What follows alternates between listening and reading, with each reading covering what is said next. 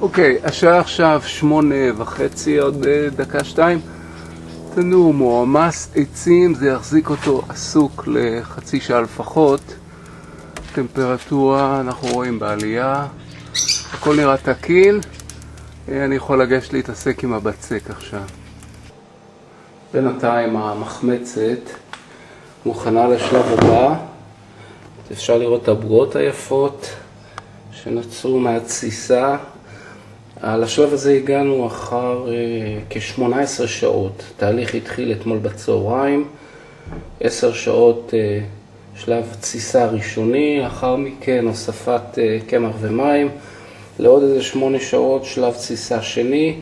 עכשיו אנחנו עומדים אחריו ותחילת הלישה ולמעשה הכנת הבצק לקראת שלב הסופי. אפשר לראות מקרוב ממש את העסק חי ותוסס.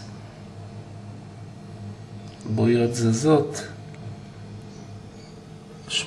אוקיי, 800 גרם מים.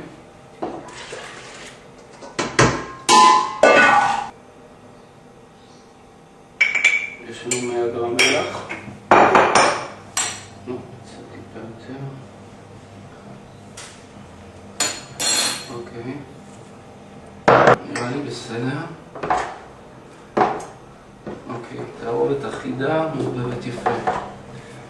שלב הבא, קמח.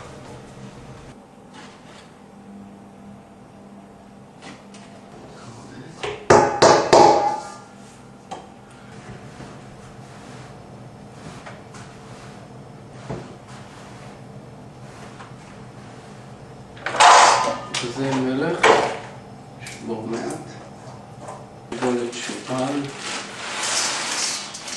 יקר, קצת סומסום,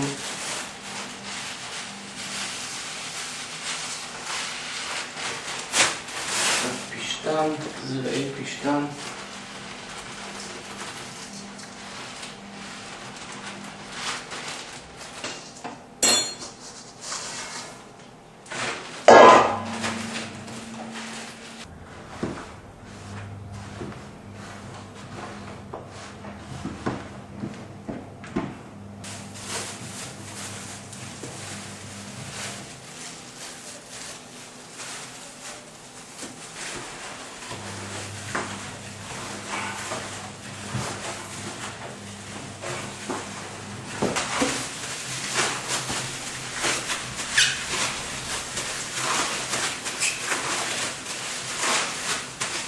ככה 10 דקות מאומצות כאלה והעסק מסודר.